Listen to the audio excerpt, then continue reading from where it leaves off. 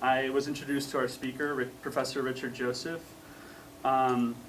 He's a faculty member in the Departments of Political Science and African Studies and has devoted his scholarly career to the study of African politics. So over the course of getting to know Professor Joseph, we worked to collect many of his writings and many of his other scholarly works to clear the permissions, make sure that there are no copyright liabilities, and to archive them into Arch and in order to provide the people of Africa access to his work, which is all about African politics and democracy and governance, which he'll be talking about in greater detail. So one thing that we worked on is collecting a volume called The Nigerian Crucible, and working with him and his research team has been one of the most exciting things about thing that I've worked on in my professional career, because providing access to scholarly information to people in other parts of the world is exactly what we hope to do by creating Arch and what we hope to do in working with other faculty members around campus and students too. So that's sort of the basis and the sort of the framing of why we asked Professor Joseph to come and give a talk today. And so without further ado, please welcome me in joining Professor Richard Joseph. Okay. All right. Thank you very much. You know, this time of day and the middle of the quarter, you know, I didn't know, you know, how many people I'll be looking out to. So this is a very warming sight on a day where we need some warmth in addition to the coffee. All right. So anyway, just absolutely delighted. So many wonderful, familiar faces here in the room. Oh, I even see some of my colleagues from some of my circle. Way to go, Guy. And I want to, you know, welcome Professor Zechariah to campus. We've been waiting for him a very, very, very long time. But he will have opportunities to do that in future. Chris Diaz, what an amazing guy. There's amazing people at Northwestern. I was so glad when we met him. And the way in which he and a research assistant of mine, who's now out in the real world, worked together to get this started was really something to see. So we have really set up incredible collaboration, and we'll talk about it, you know, as we go forward.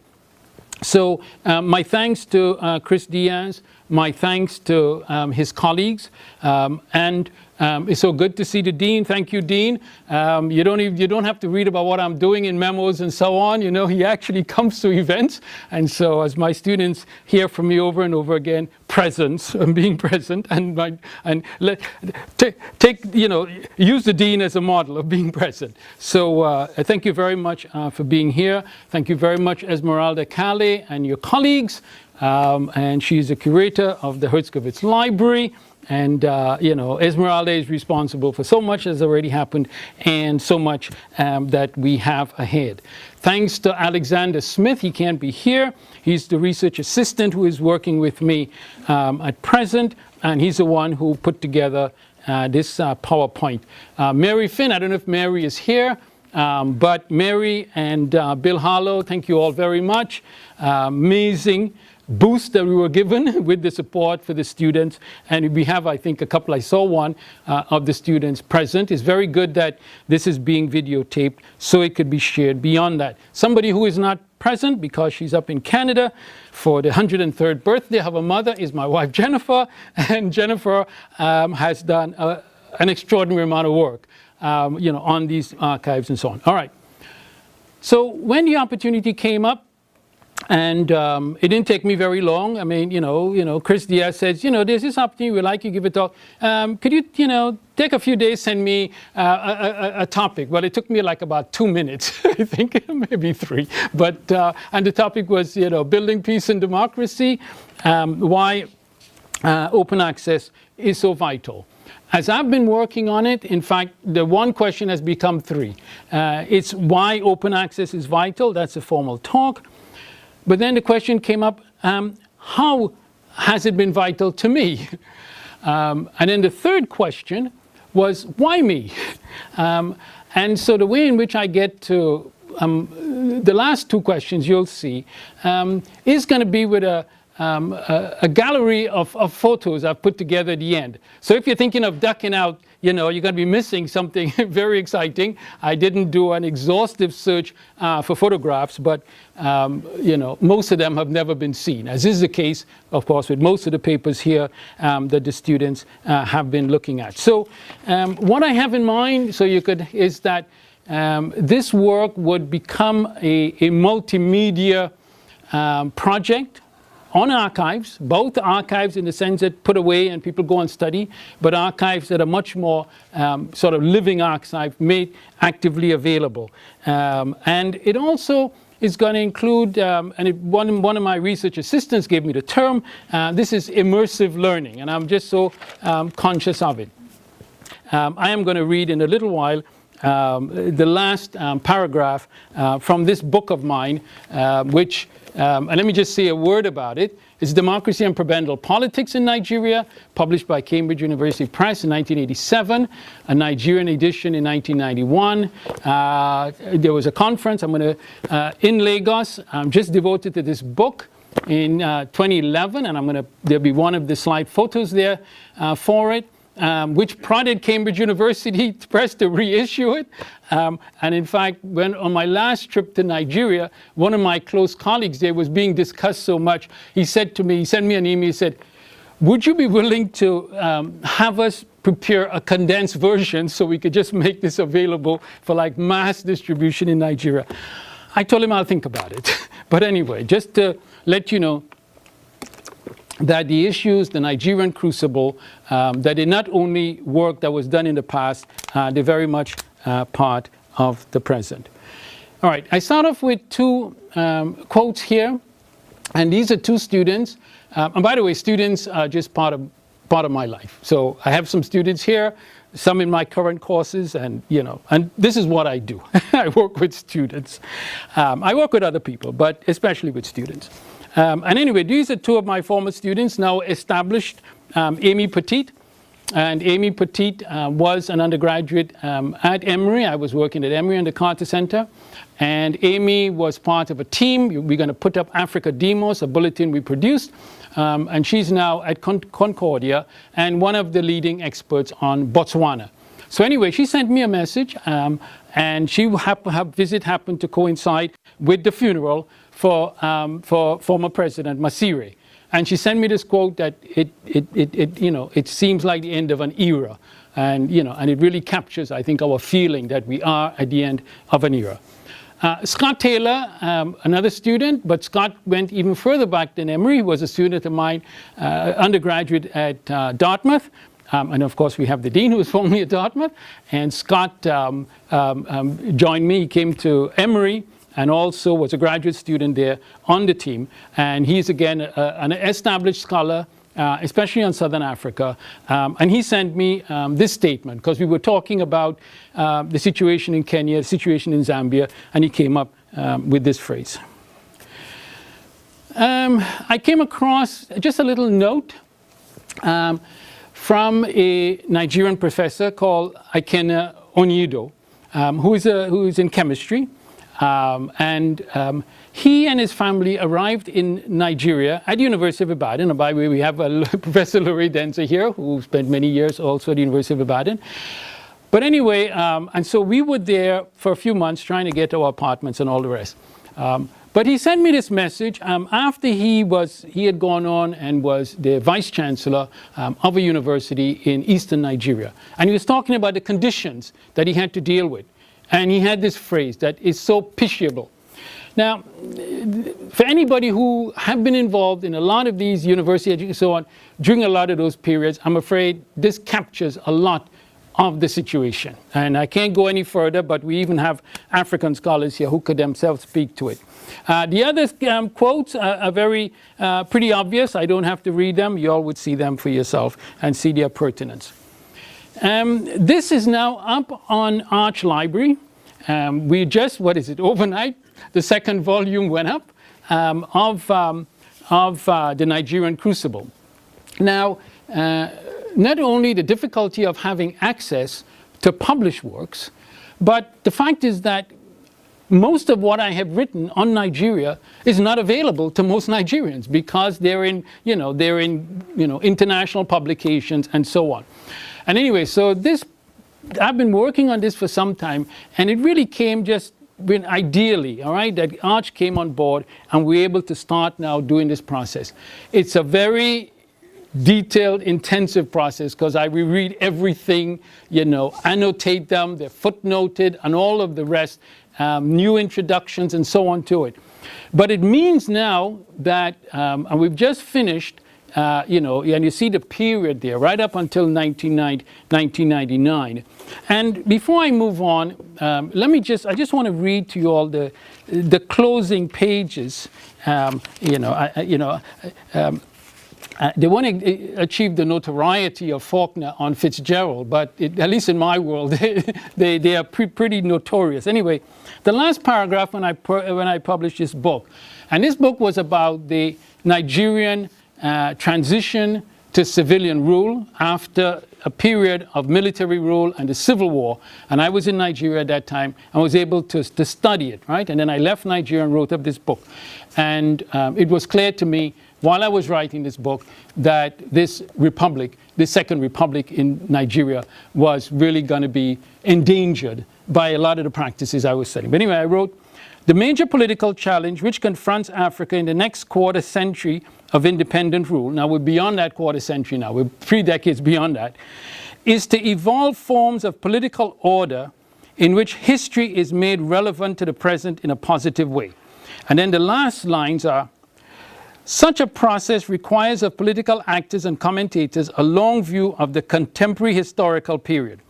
There are no quick fixes for Africa's post-colonial predicament in all its ramifications.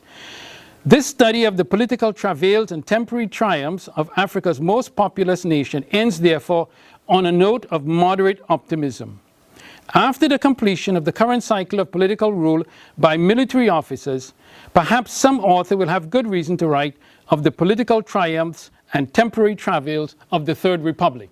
All right, what we've just posted on is that abortive Third Republic, and I was writing at the time, all right? And I must tell you, just going through my published articles, op-ed articles, speeches in Nigeria, testimony before Congress, dealing with what was happening in Nigeria, even for myself, was really quite an experience.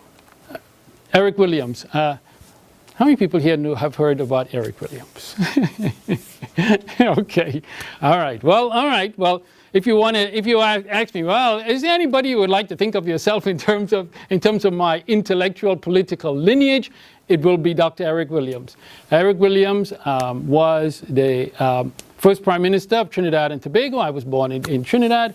Eric Williams went to Oxford. He did his DPhil. He had his doctoral thesis published by Oxford University Press. So I've been tracking Eric Williams in quite a ways. But one of the reasons why, even when I was thinking of open access and I thought of Eric Williams, was, and I will show you a photograph. You'll get to see me, as a boy, and see a photograph. I left Trinidad just around my 13th birthday, and so in the 3 years or so before leaving Trinidad, I was able to experience the whole anti-colonial movement.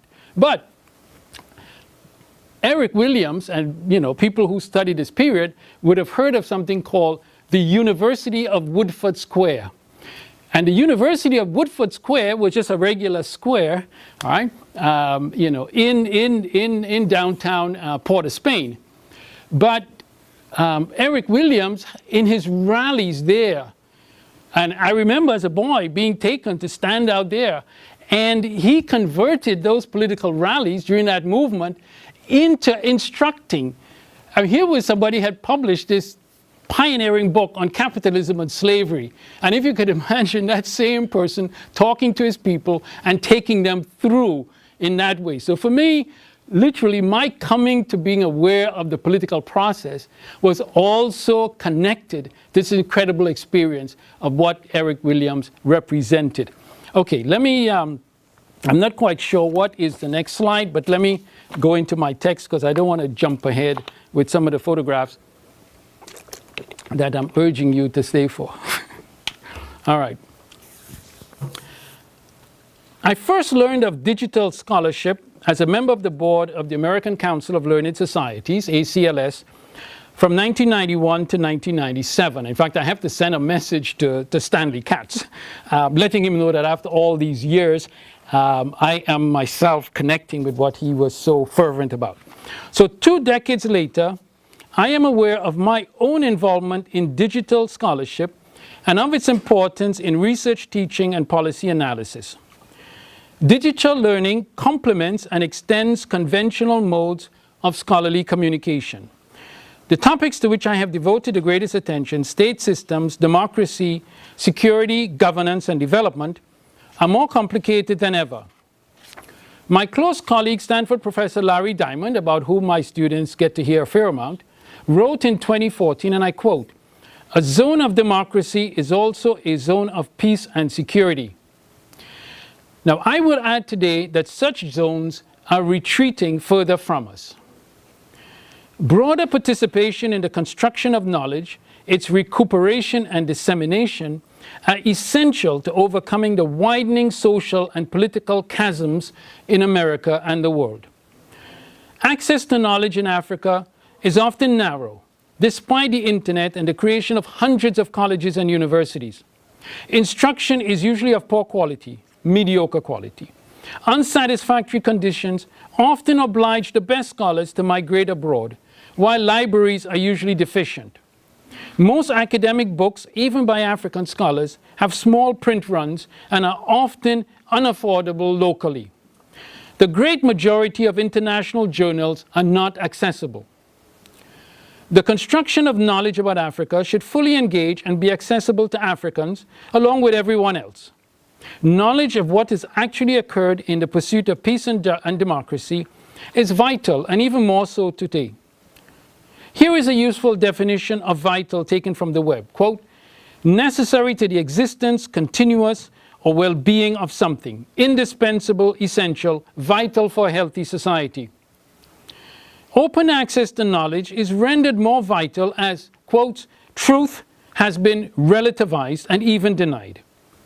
Our societies are rendered unhealthy by the deliberate perversion of knowledge and dismissal of facts. How important then to provide access to undeniably factual documents composed and shared as major peace and democracy exercises in Africa were underway. I was told about Arch Library this spring following a meeting convened by Esmeralda Cali. A subsequent meeting with Chris Diaz showed how this entity could facilitate the active sharing of information and analyses with scholars, students, and the general public. As the director of the African Governance Program of the Carter Center, I'm referring to myself, 1988 to 1994, I saw the need to make information and analyses of peace and democratic processes more widely available. A small group of students, as I mentioned, produced Africa Demos. And I mentioned already, and together with Africa Plus, that was produced here at Northwestern. In 2017, this work underwent a quantum leap, thanks to support from Northwestern's office, the Weinberg College Office of Undergraduate Research, the Farrell Fellowship Program of Northwestern, the Northwestern Office of Undergraduate Research, the Farrell Fellowship Program, and the Undergraduate Research Program of Weinberg College, which provided a fund for the support of students. Also, funds from the MacArthur Foundation, Institute of International Education, and superb facilities by the Transportation Center made this work possible. A forum series on democracy and insecurity in Africa in Evanston and Chicago in the spring was followed by a pilot project based on my extensive archives on Carter Center initiatives. Now, I was involved, along with other Carter Center officials, in several of these initiatives. For a quarter century, I have preserved thousands of internal documents along with published materials. And I will point out here that the Carter Center, like all the presidential libraries and so on, they have their very important libraries, library and archives, and those are federally supported. Now, although the Carter Center has been as active as it's been over 3 decades, there has been no system, right, for deliberately archiving a lot of the materials that took place. Now, when I left the Carter Center, I gathered up those documents, right? And if I didn't, they would be lost because there was no provision. And unfortunately, as I say, from my recent visit to the Carter Center, there's still no provision for it. So the value of that work, and in fact, the work I intend to be doing together with others who've been involved as myself at the Carter Center. So together with the incredible holdings that we have at the Herzkovits Library, there are just tremendous opportunities that we have for immersive learning. All right, let me say a word about immersive learning. Well, I didn't mean to keep Eric up for so long. All right, how's that? As I mentioned, the term immersive learning was mentioned by one of the students in our project this summer, Michael Ritzoff. Another, Alexander Smith, and he can't be here today as I mentioned, referred to the archives as, quote, windows to the past. Alex highlighted the opportunity they provided to experience, and I quote him again, he's great with language, the complex tapestry of these transitional moments. Now, my wife and I recently visited an exhibit at the Smart Museum at the University of Chicago, and I, recommend, of course, we have great exhibits here at the Block Museum, but I also recommend the one, it's called Revolution Every Day at the Smart Museum, and it's on post-revolutionary graphic art and videos in the Soviet Union. But the program notes really caught my attention. It said, it immerses visitors in the distinct textures and speeds of everyday life. And you really felt that, being in that situation and seeing the videos and seeing the posters, really bringing back to you those moments within the Soviet Union, which, in the midst of time have sort of disappeared. Now, the opportunity to undertake such projects for peace and democracy initiatives in Africa, drawing on multimedia materials, was something that I have become personally very excited about. The opportunity for immersive learning experiences that can be created regarding peace, democracy, and autocracy in Africa. Some of my good colleagues here, the Sullivans, work on the Congo, and many of you work on, we have a Sally Nur in Eritrea. Many people here in the room would understand what I'm referring to. But how you can not only study these sometimes from a distance, but being immersed so you could really understand what they were about.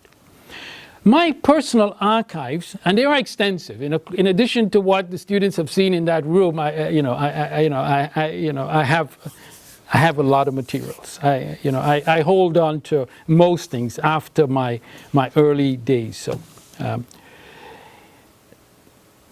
So they extend over the half-century of my involvement in African studies, and that half-century will be registered in January of this year. And again, Lurie and I, we share something very special, having worked with this great man. I'll put his photograph up there. His name is Thomas Hodgkin, in 1968.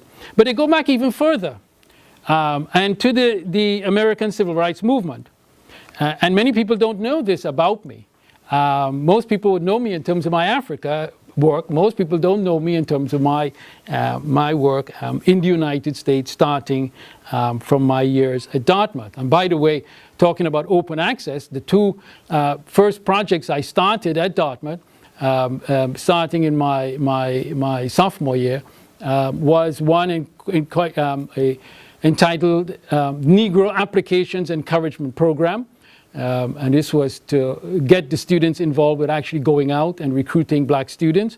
And the other one was called the Valley Tutorial Program, getting students involved in the neighboring communities, in the high schools and other schools and so on. But anyway, especially the summer of 1967, which I spent in Sunflower County, Mississippi, working with Mrs. Fannie Lou Hamer, and I will put her photograph up there. She just turned 100 years.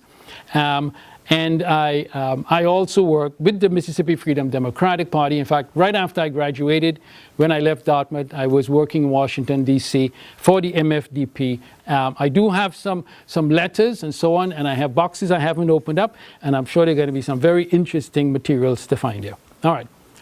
A few highlights, and I'm keeping my eye here because I really want to, give you all an opportunity to, to have some questions. We have already talked about the Nigerian crucible, so I'm not going to say anything more about that. The first entry in the Nigerian crucible, part 1, I was only 1 year in Nigeria, and I was invited to take part in a meeting on the Nigerian draft constitution. Now, every time I look at that volume, I'm amazed by it because the participants were all such leading figures in Nigeria, including people who went on to be, a president of the country like Shagari and others.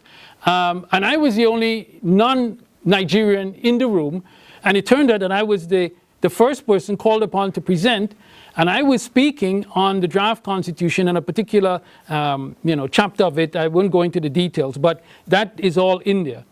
And the last entry that we have in the Nigerian crucible is a lecture that I delivered in Lagos in June 1999, and that was delivered after 15 years of successive military government, and when Nigeria was now once again returning back to civilian rule. Right, and so that period is captured in these documents.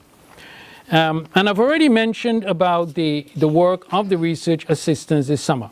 I have here, it might not be possible, by the way, this talk, and there are lots of footnotes to it, and once it's ready, it's going to be made available. I will work with Chris, and hopefully we'll get it up on Arch, and so it would be available to you.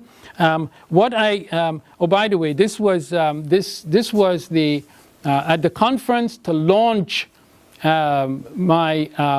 not to launch, but to celebrate the 25th anniversary of democracy and prebendal politics. But the person next to me, his name is Dr. Kayode Fayemi. Dr. Kayode Fayemi spent a year with us here at Northwestern as a visiting scholar, Program of African Studies. He wrote his book, Out of the Shadows, on the period of his involvement in the struggle during the Abacha dictatorship. Esmeralda Kale, she and I share something, namely Cameroon, which was the subject of my early work. And I remember, and I think I probably said it at that conference.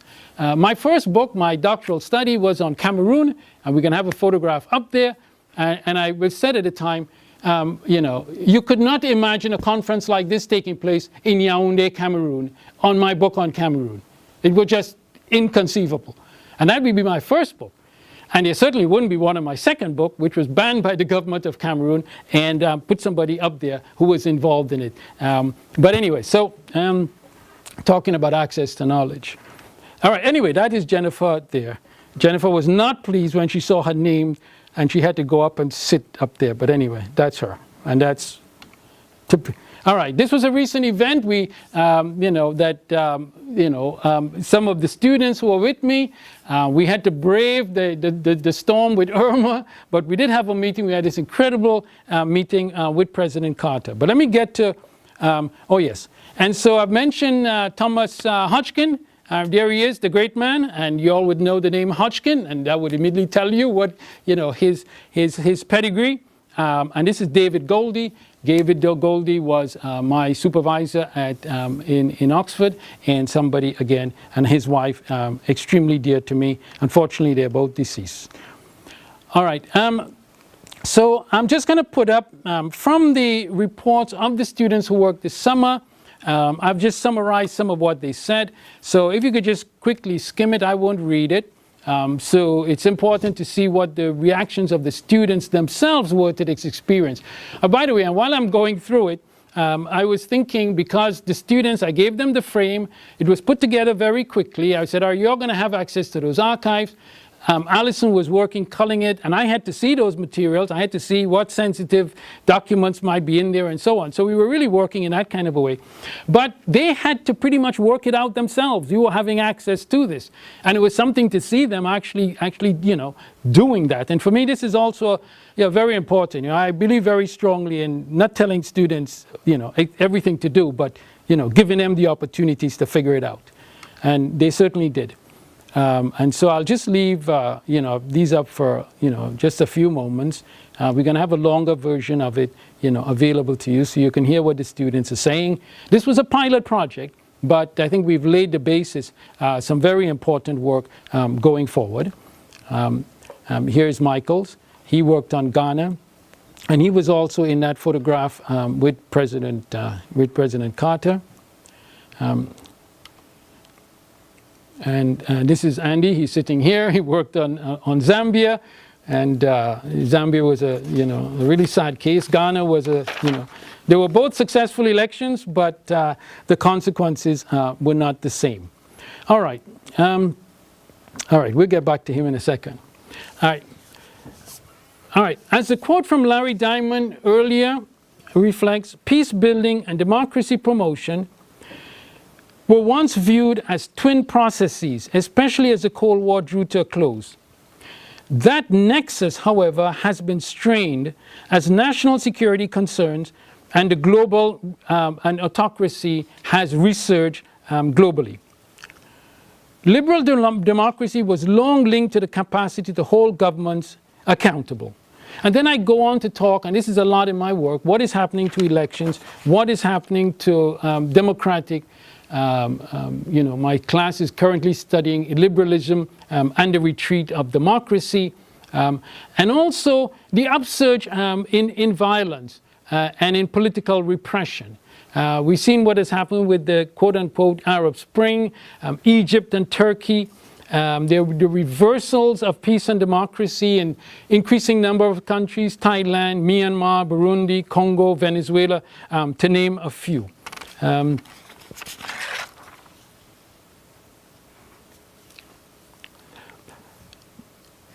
This is a time of deeper reflection and wider consultation as peaceful paths to democracy and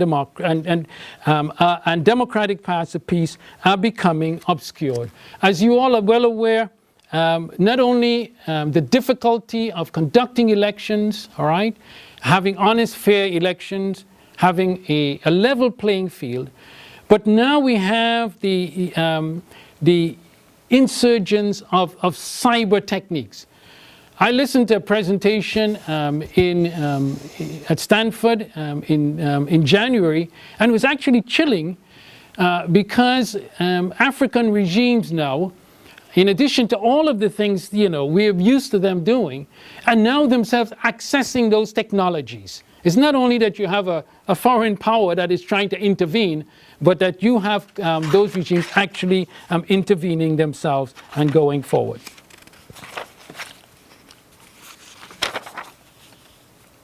All right.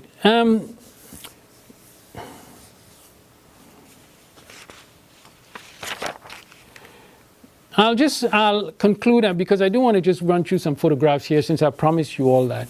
I do have in mind two projects that would emerge out of this work that we've been doing. The first one I'm calling Freedom Gates. In fact, that was a title I had for a book I was planned to do on President Carter and his involvement. And it's now become a broader concept dealing with peace and democracy. And also a governance and development learning network. When I gave my inaugural address here at Northwestern, the title was Misgovernance and the African Predicament. Can the Code be Broken? Now, if you were to read the article on South Africa in the New York Times today, I mean, you could just change some names and so on. You could be talking about Nigeria. I mean, those processes are these processes of misgovernance that we now have in so many parts of the country. So the question is, can the code be broken? Whatever is the code that brings this about. But also, can good governance be taught? Can it be learned? All right, I'm going to run through some photographs here of people. Malcolm X is, as a senior at Dartmouth, I invited Malcolm X to speak, and the experience, and unfortunately, less than 5 weeks later, he was killed, and it was a really sad experience. Unfortunately, we don't have, and a lot of these early things, when I go back to it, there were no photographs, there's no recording of his speech, but I do have a letter from Malcolm, and that someday it will go to the rightful place. Fannie Lou Hamer, this is somebody very, very dear to me. I met her first at Dartmouth.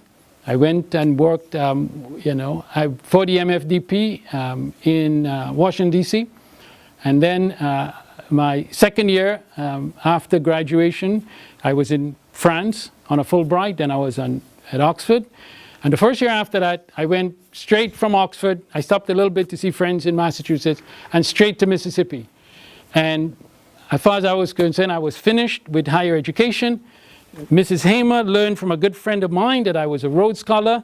He explained to her what a Rhodes Scholar was, and Mrs. Hamer said there was no way she was going to allow me to pass up my work. But anyway, a really dear woman, unfortunately, and I do have a letter from Mrs. Hamer after I left. There might be more in my, I just learned from my younger sister, that in fact the communication took place between Mrs. Hamer and my mother when I was in Mississippi. I wasn't even aware of it. I guess my mother wanted to know where the Dickens is my son, and Mrs. Hamer and she communicated. But anyway, an amazing woman. Reuben Umniobe, he's unfortunately somebody who is, would not be known to many of you. Reuben Umniobe was the leader of the nationalist movement in Cameroon. Had Umniobe been the leader of a movement, anti-colonial movement, in a former British colony, there's a very good chance that, like Nkrumah and Kenyatta and the others, he would have been arrested. And then with the upsurge in the fervor, he would have been released. He would have run for election, and he would have been the first prime minister of Cameroon, and he'd be well known to all of you. The French did not function in that way, and unfortunately, he died after the Cameroonians undertook an armed struggle.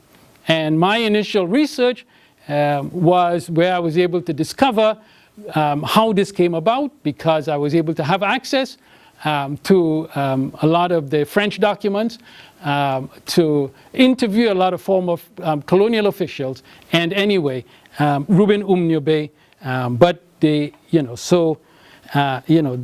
talking about open access and even the access to the history of these countries. John Fruendi, and Esmeralda would know him. I didn't have the time to go find, this came off the web. He is a leader of the Social Democratic Party in Cameroon. But I'll tell you a very interesting moment.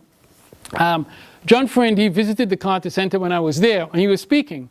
And I raised my hand, and then I said to him that, well, it's good. And then I said, I've done some work in Cameroon. He said, really? He said, what have you done? I said, well, I've done some writing on Cameroon.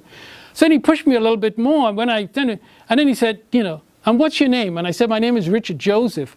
I mean, he literally blanched. I mean, and the reason why he blanched, Fruendi was a bookseller, and he said, I used to sell your book. I used to keep it under. I could, and the book was published in Enugu, Nigeria, and used to be smuggled across the border. The title was Gaullist Africa, Cameroon under Amadou Ahidjo. So that was a moment of him, I have been selling this guy's book basically as contraband, and here he is at the Carter Center, the Fellow for African Governance. But anyway, we'll dig up that photograph of him. I'll go through very quickly. These are some of my students at the University of Ibadan. This is Chief Obafemi Awolowo, who should have been another man who should have been president of Nigeria. Nigeria would be a lot better off if he had been, but the leader of Southwest Yoruba, Nigeria, and the Yoruba people for a long time. Kenneth Kaunda, this was my first meeting with him. I had a lot to do with Kaunda during the elections transitions in Zambia, but this was our first meeting in his library. The dear Betty Shabazz, And we were able to sit there and really reminisce and talk about it. First time I'd seen him, unfortunately, Betty died very tragically through, her own grandson. But Oliver Tambo, I have to mention to many people that I traveled to South Africa several times in the early 1990s because we were preparing at the Carter Center for a possible mission in South Africa. Things have turned out well, but at that time it wasn't known. And so I was able to meet. And here I met Oliver Tambo, the president of the ANC, but this meeting took place in Lusaka. Andrew Young, got to know Andrew Young very well in Atlanta, in a lot of contexts, but when I get a time, I'll talk to you about Andrew Young and what we were trying to do with regard to Nigeria under the military dictatorship, and what we were trying to mobilize, and the lack of success we were having with Washington. In fact, in the work we were doing this summer with the students, I was able to come across a lot of communications I didn't even realize that President Carter was involved in. This is the Zambian elections. This was a great moment in Africa. This is the first time we had a major figure like Kenneth Kaunda and his party being defeated in elections. And this was when we were standing overseeing the counting of the votes. Well, a moment that many of us will forever treasure. My meeting with Nelson Mandela, it took a while to get this done, but it was all part of these conversations that were taking place at the time. I have many photographs like this.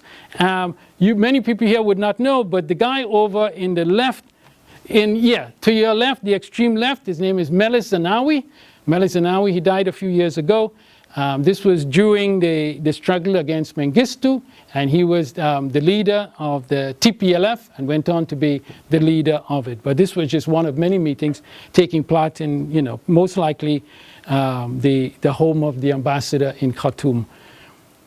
This is Sadiq Al-Mahdi and this was a mission that we're involved in with Sudan. The war was going on then with the South.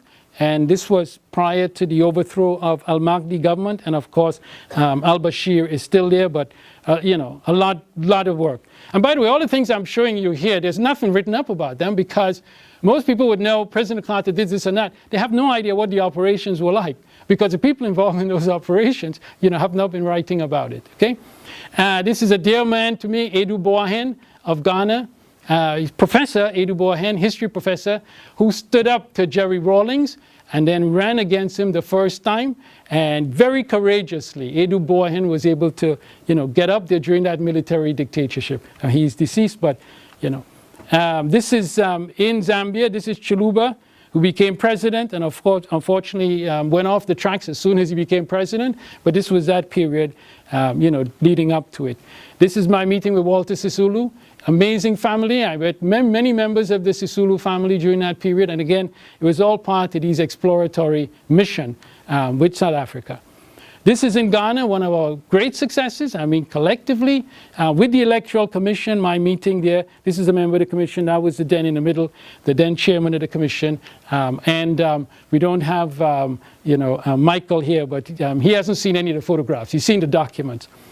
Riek Machar of South Sudan, unfortunately, as you know, became the vice president. The problems, this was just one of many missions there to try and deal with that struggle there. This meeting with Bishop Tutu, this was a personal thing. In fact, Bishop Tutu was mocking me because I was begging him to come to Liberia. We weren't making any progress. And this was his assistant here, and the assistant was saying, no, there's no way we can do it. And he just looked at me and said, and he started imitating me. And he basically said, yes, Richard, I will come. And he came to Liberia. We had an incredible meeting, had him meet with Charles Taylor and so on. This is my meeting with John Garang in Nairobi during that period when there was a split between Garang and Riek Machar, and I was literally shuttling between Garang and Riek Machar. This is a meeting with Jerry Rawlings after it, and we're just coming out of a meeting where Rawlings was criticizing me while I stood in the back of the room, a kind of a James Comey kind of experience. As I'm trying to make my, because, but anyway, everybody was happy then. But I was front and center because President Carter couldn't be there for the elections, so I had to play that role, and which means I had to deal with Rawlings and others. This is a meeting just in June at the Ibadan School of Government and Public Policy. You know, there are many of I have my former students, colleagues, and so on involved here. They're really doing great work. This is Ghana in June of 2009 with Obama. An incredible scene. I have lots of photographs, but I just saw this one. This is nice. This is another recent meeting here in Kano, Mambaya House, associated with the University of Kano. And I made them a promise, and I'm looking at that, I remember my promise. They took me through their library, and I saw Aminu Kano. He was a political leader there, and in fact, he's buried there on their ground.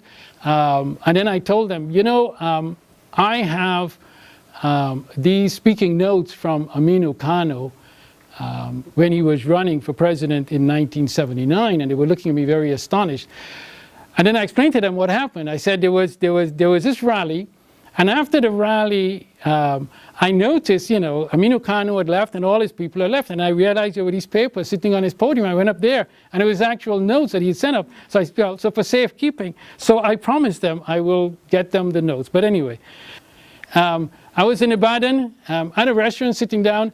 I had this gentleman walk over to me and just said to me, you're Dr. Richard Joseph, aren't you? I said, yes. I was a student of yours at Ibadan. He went on to serve in the Nigerian legislature, and he's now in business. Now, this woman here, Abiola, her father was elected president of Nigeria in 1993. He was then arrested, detained, died, and so on. I have a very simple solution for Nigeria, and that is to make Hafsat Abiola president by acclamation on the grounds that her father was elected president, did not fulfill his mandate. She's in the state government. She's an amazing woman, all right? Muslim woman, you know, Yoruba, I mean, and just incredible. So anyway, that's Hafsat. Okay, so next steps, I mentioned the lecture I'll be giving, all right, on December 4th. The books, because the work that we're doing is where we're going from book, you know, to digital, back to book. Because now people have been asking me over and over, when are you going to write another book on Nigeria? Well, the point is, yes, now I can write another book on Nigeria as a result of this work we're doing. Islands of Integrity, I'm discussing with colleagues here at Northwestern and elsewhere about it. Arch Library, of course, the digital learning, and this governance and development network. Okay, thank you all. It went on too long, but thank you.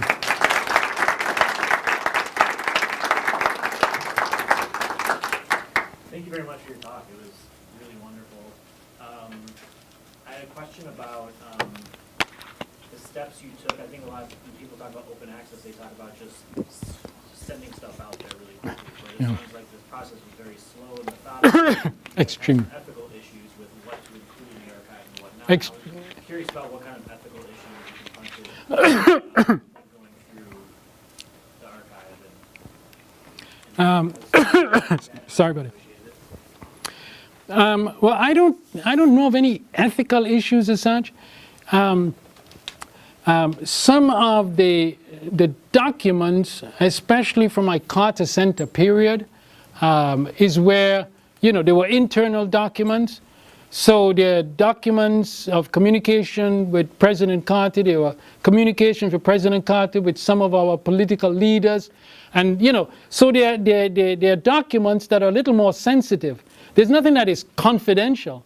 You know, because when we met with President Carter, I mean, I was amazed at how candid he was about some of the things, right? So, so I don't ethical. We had one case of, we had to get copyright permission, and there was one publisher that we really had to, do so. The work was, and let me just talk about one part of it, the Nigerian Crucible. I mean, where that started off was that my wife Jennifer, who decided that, all right, she's going to help me with my papers, right? And so, at the, in Chambers, I have my office, but I also have another office because I have so many files and so many books. And she came in and started working on it. And then I have had, in 2015 and in 2016, research students working with me, and I said, listen, there is this thing I really wanted to do in my papers, and they're the ones who really got to work. They got really excited about it. They started pulling this down, putting it together. And then when I looked at it, I thought, oh my goodness, these guys are coming up with something. And then we just went to work with that. But I can't think of any kind of ethical issues. I mean, I go over everything, you know, very thoroughly. And I mean, they meet the standard that I set for myself in terms of anything I want to put out there. So, you know, people could be able to go right in there and use them, you know, reference them as they would, you know, any of my published material. I mean, they are of that standard for me personally.